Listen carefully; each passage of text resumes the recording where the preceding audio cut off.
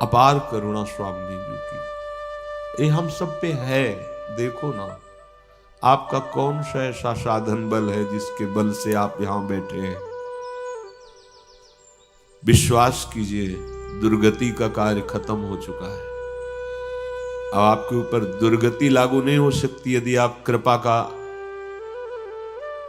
अवहेलना अपमान न करें, तो बहुत बड़ी कृपा हो गई है। एक बार जो वृंदावन आ गया, एक बार सत्संग सुन लिया, प्यारे जू का हृदय से एक बार भाव कि आप मेरे हो, दुर्गति खत्म हो गई उसकी। विश्वास कीजिए, यदि कहीं सत्संग के वचनों का मनन करके उस पे आचरण में उतार ले, तो शरीर रहते हुए आपको पता चल जाएगा कि हमारा काम हो गया। कोई बंधन नहीं, अब कोई आकांक्षा नहीं। सच्ची मानिए,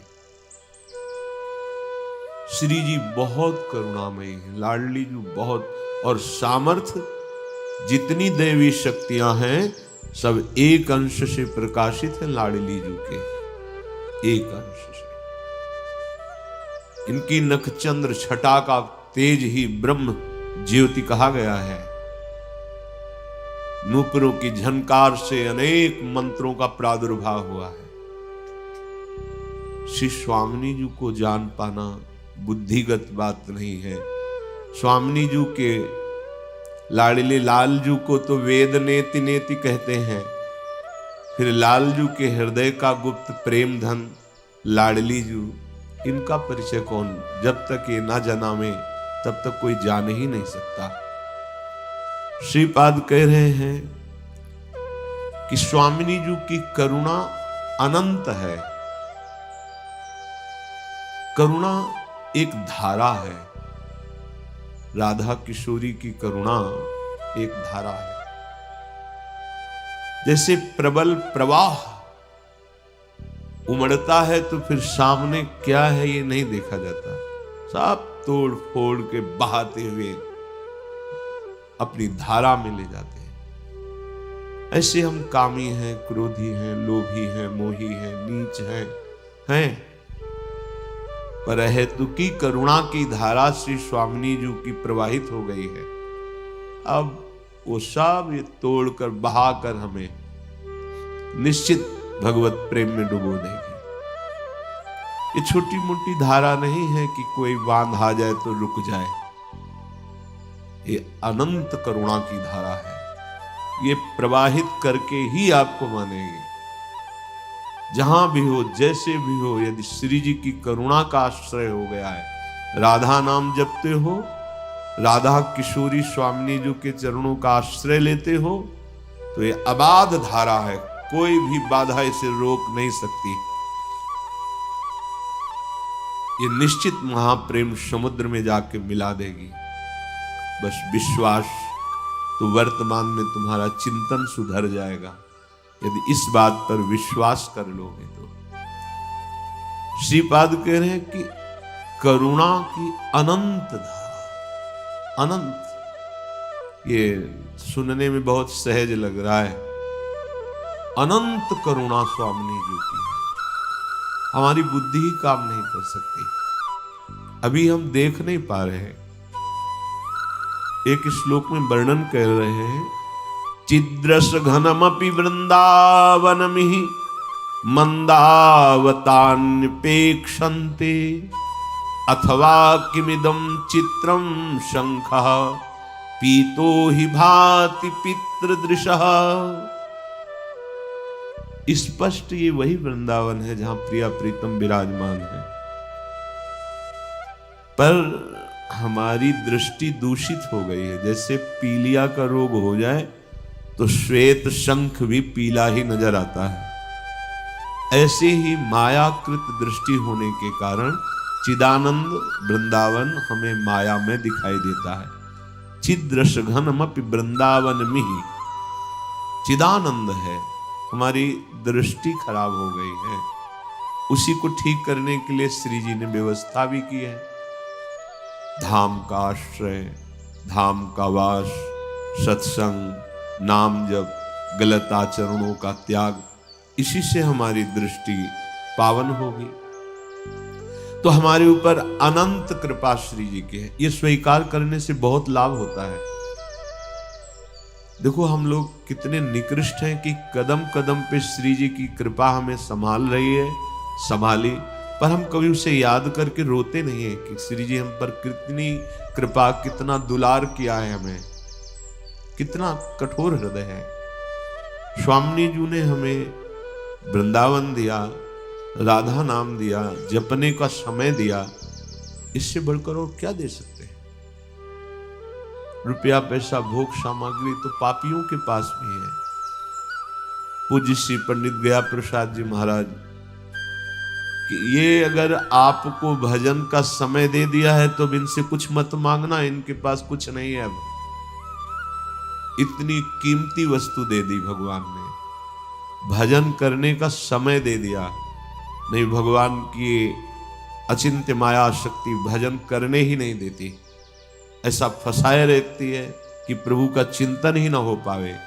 पर कितनी करुणा, भजन का हमें समय दिया। अब हमें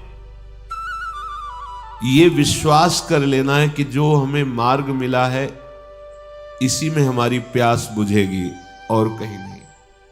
सच्ची कहते हैं, निंदा स्तुति की बात नहीं है। 20 वर्ष हो जाते हैं, चित्त का समाधान नहीं होता है। बातें तो ऊंचाई की होती हैं और जब स्थिति देखा जाता है तो अपने लोगों की बहुत नीची गिरी स्थिति होती है। तो क्या हलवा की बात कर लेने से आपको हलवा की पुष्टता का अनुभव हो जाएगा? क्या आपको पूरी प्रक्रिया मालूम है कि हलवा कैसे बनाया जाता है? तो एक बार बना के तो पाइए ना, तब तो पता चलेगा। केवल प्रक्रिया याद कर ली और दूसरों को सुना दी, उससे हलवा का स्वाद ना आ जाएगा। ना सुनने वाले क्या आएगा ना आपके आएगा। अगर आप पाए हैं तो समझ में आ जाएगा। बातें चाहे जितनी ऊंची करो, टिकोगे नहीं वहां, टिकोगे वहीं स्थिति जहां है। 5 मिनट वार्ता में लिखा जा सकता है उसकी स्थिति कहां है। चाहे जितनी ऊंचाई से बात शुरू करे, उसका विश्राम वहीं होगा जहां उसकी स्थिति है। अपने आप ये अचिंत शक्ति के द्वारा होता है। तुम्हारा छल टिकेगा नहीं। जहां आप वार्ता करोगे तो बस 5 मिनट आपको बोलने दिया जाए, 5 मिनट में ही आपकी स्थिति पता चल जाएगी कि बोल कुछ और रहे हो, स्थिति आपकी कुछ और है। क्यों धोखा कर रहे हो? अपने साथ क्यों धोखा कर रहे हो? जिस महान स्थिति के लिए तुम्हारा जन्म हुआ है, जिस महान स्थिति को प्रदान करने के लिए संयोगी बना है, वो तुम्हारे लिए है। उसमें नाटक करने की जरूरत नहीं है। सच्चाई से चलो तो वो स्थिति तुम्हारे हृदय में प्रकाशित हो जाएगी। जो तुम्हें मार्ग मिला है, इससे अधिक सुख कहीं नहीं है।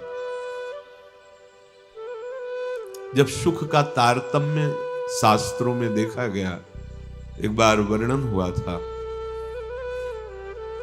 कि चक्रवर्ती सम्राट, स्वस्थ शरीर, सुंदरियां उनकी सेवा में, सारे रत्नों का स्वामी और पूर्ण शास्त्रों का ज्ञान रखने वाला, उसे एक मानुष सुख कहते हैं। ऐसे क्रम से वर्णन हुआ था।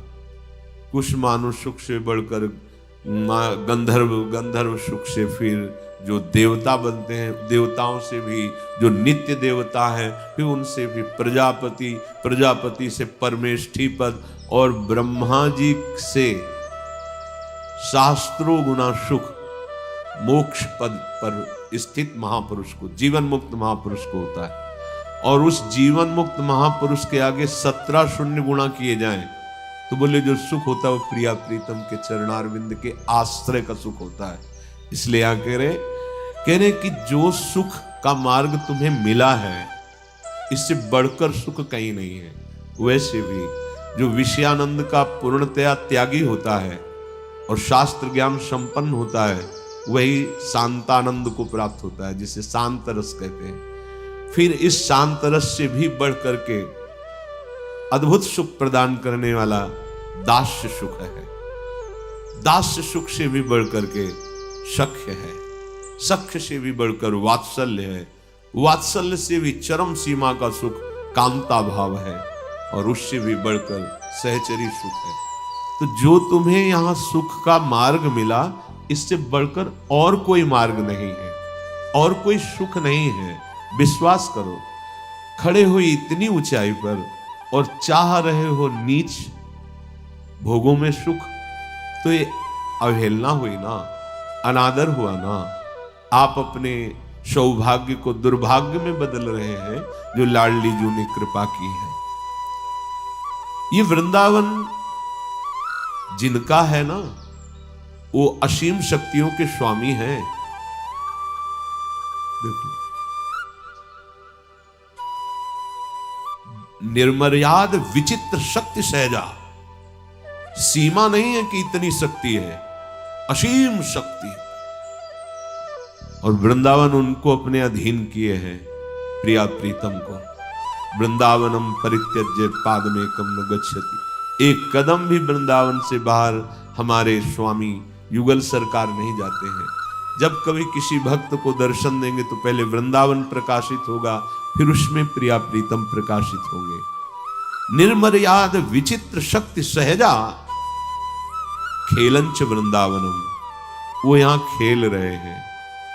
जैसे किसी को लगता है कि तो कर कमल में मुरली धारण किए अत्यंत सुकुमार लाडले, और लाडली जो नील कमल धारण की अत्यंत सुकुमारी, अति सुकुमारी लाडली पी किशोर सुकुमार। तो जितने दिव्यास्त्र हैं ये सब इनके चरण चिन्हों में विराजमान हैं। जहां भगवान सुदर्शन चक्र कर कमल में धारण करते हैं, वो सुदर्शन चक्र लाडली जी के चरण चिन्हों में है। ऐसा कोई न समझे कि बहुत सुकुमारी प्यारी जो हैं तो हमारी रक्षा कैसे करेंगी। जितना वैभव ऐश्वर्य अनंत शक्तियां सब श्री जी के गोरे चरणारविंद में है। निर्मर्याद विचित्र शक्ति सहजा, यहां अद्भुत सामर्थ्य विराजमान है। खेलंच वृंदावनम, ऐसे असीम सामर्थ्य वाले प्रभु युगल सरकार श्यामा श्याम यहां खेल रहे हैं। तद राधा करुणा कटाक्ष, स्वामिनी जी की करुणा कटाक्ष आप पर हुई है, तभी आप यहां बैठे हैं। राधा कृपा कटाक्ष हो गया, फिर भी आप विचलित हैं। अरे भगवान शिव चाहते हैं राधा कृपा कटाक्ष, बड़े बड़े महापुरुष चाहते हैं राधा कृपा कटाक्ष, और आपको प्राप्त हो गया।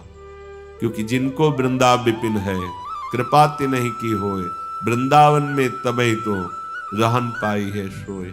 यहां आना, यहां रहना, ये सत्संग सुनना, राधा राधा जपना, ये राधा कृपा कटाक्ष का स्वरूप है।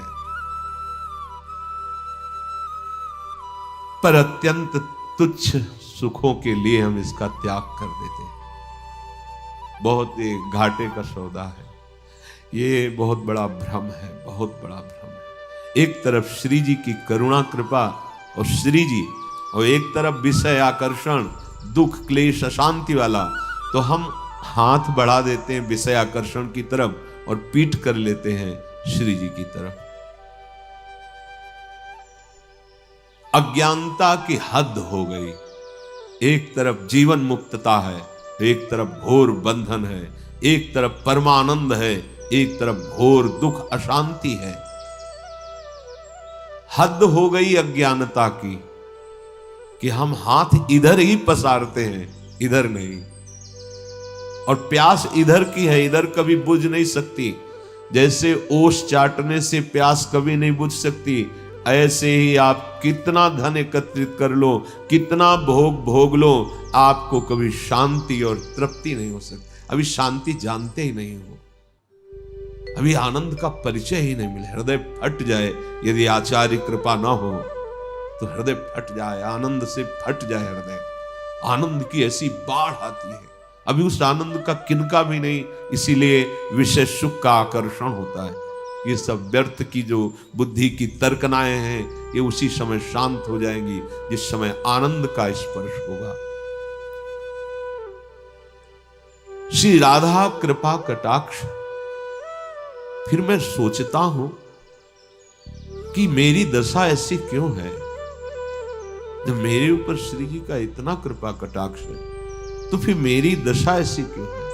क्योंकि हम उस कृपा कटाक्ष का आदर नहीं करते।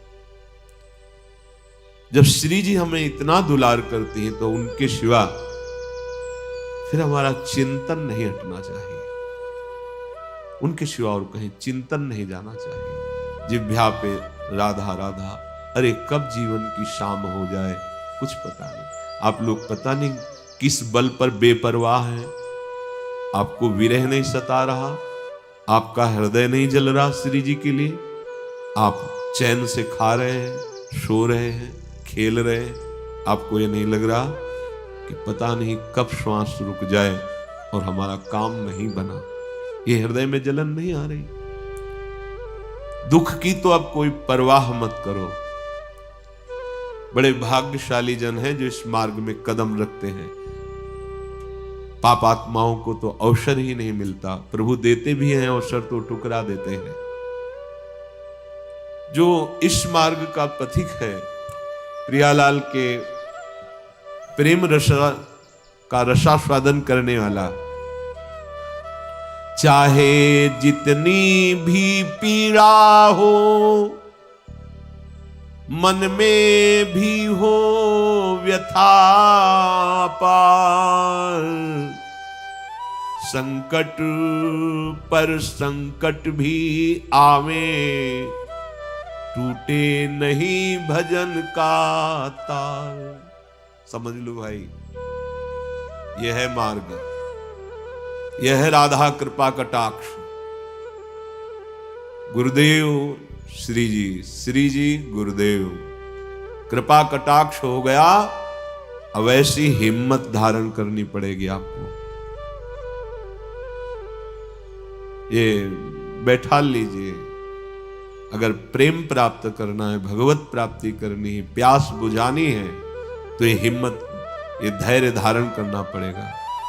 चाहे जितनी भी पीड़ा हो, मन में भी हो व्यथा अपार, संकट पर संकट भी आवे, टूटे नहीं भजन का तार। पग पग पर कष्ट घेर रहे हैं, राधा राधा राधा पार करते चले जाओ, घबराना मत। हर शूल इस मार्ग के पथिक के चरणों का फूल बन जाता है। दूर से दिखाई देगा शूल, और जब चरण रखोगे तो बन जाएगा फूल। डरना नहीं, बस डरना नहीं। और माया के मार्ग में हर शूल फूल नजर आता है, फूल समझ करके रखा तो फंस गया। ऐसा शूल चुभा कि आह भी नहीं बोल पाता। बहुत धैर्यपूर्वक, कितना भी संकट पे संकट परिस्थितियों, नाम नहीं छूटना चाहिए। देख लो, हृदय में देख लो, यहां जरा सी बात आई तो भजन छूट जाता है। अरे जब शरीर ही छूटना है, शरीर ही छूट जाएगा तो इससे बड़ा दुख और क्या आएगा।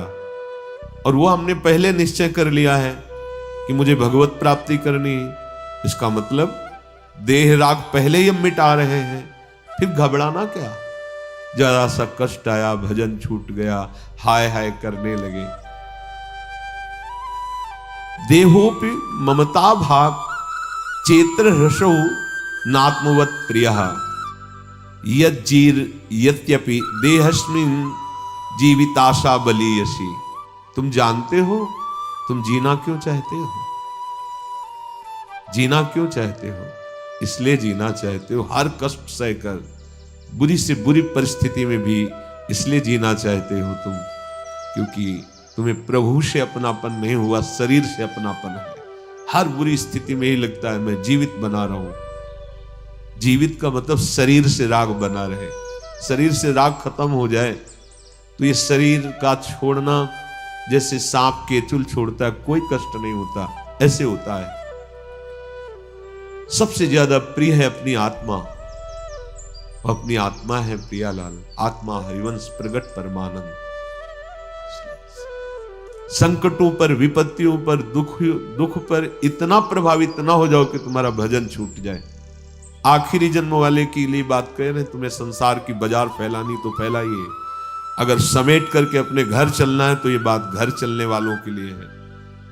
समेट लो, समेटे सो आशिक, फैले सो जमाना, फैलोगे तो जन्म जन्मांतर फैलते ही रहोगे।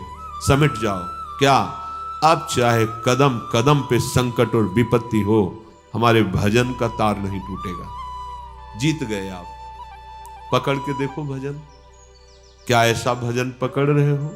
रोज सत्संग सुनते हैं, जरा सा कोई मान अपमान की बात आवे, निंदा स्तुति की बात आवे, भूल गए प्रभु को, छूट गया नाम। थोड़ा सा सुखद भोग सामग्री, छूट गए प्रभु। नहीं भाई, बहुत घाटे का सौदा। अनंत कृपा की धारा श्री जी ने प्रवाहित कर दी है, अब हमको पहुंचना ही है श्री जी तक। तो हर कदम में हमें संभालते रहना कि हमारा भजन चल रहा है कि नहीं चल रहा। यही प्रार्थना है प्रभु, तुम पर ही है मेरा भार अपार।